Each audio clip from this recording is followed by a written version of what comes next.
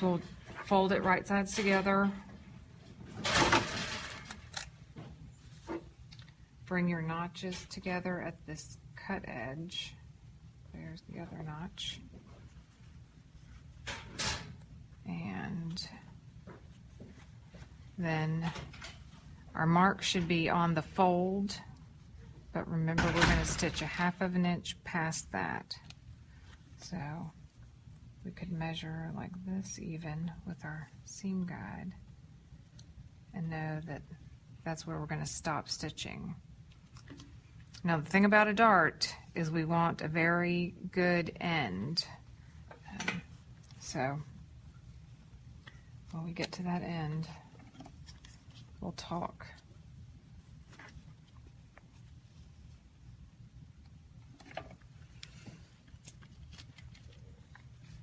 If you need to do some kind of trick to help you stitch a straight line, because now a seam gauge is not going to help us. We're never at the same distance from this folded edge.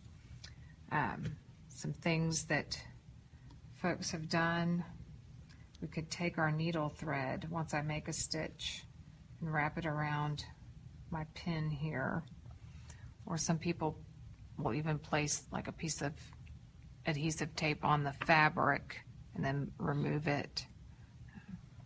So, or you could hand baste the whole thing and then come and stitch it by machine.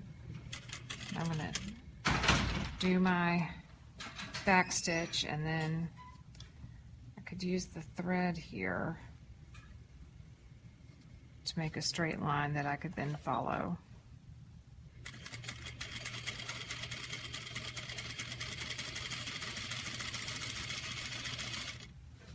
So we're going 1/2 inch past my mark.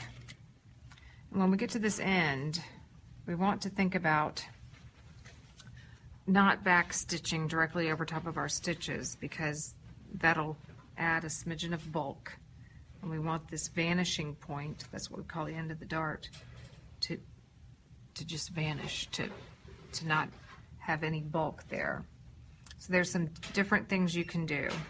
Some folks will, at this point, shorten their stitch to like 1 and stitch. Sometimes we will come to the end and back stitch kind of up the fold. So that's what I'm going to show you on this one. So come on down here.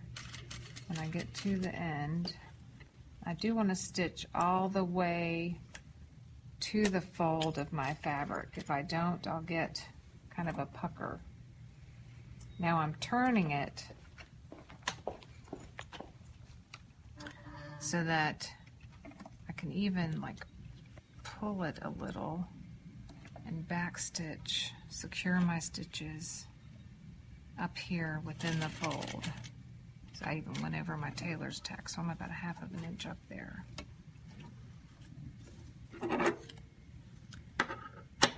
So now that's secure. I can get rid of that kind of guide thread.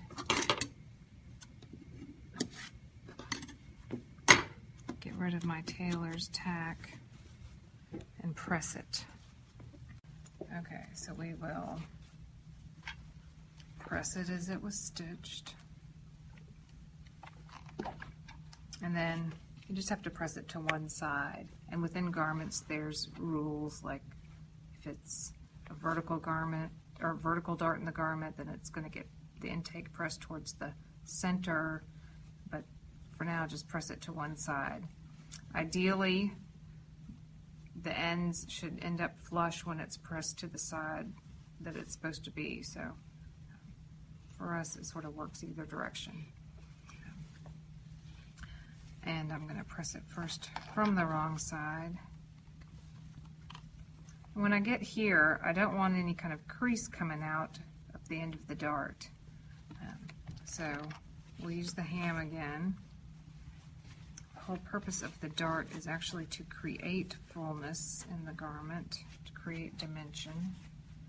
So pressing it over the ham helps. Oh, am I plugged in? I am. Oops. Okay. Wake up.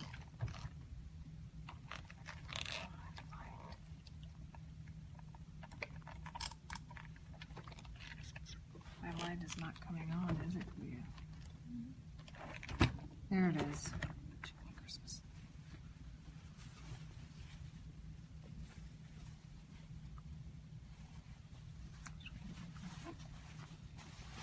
Okay.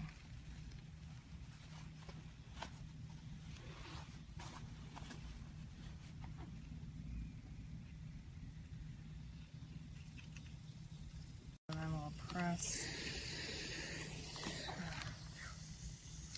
And maybe I can get rid of some of that crease that was emerging.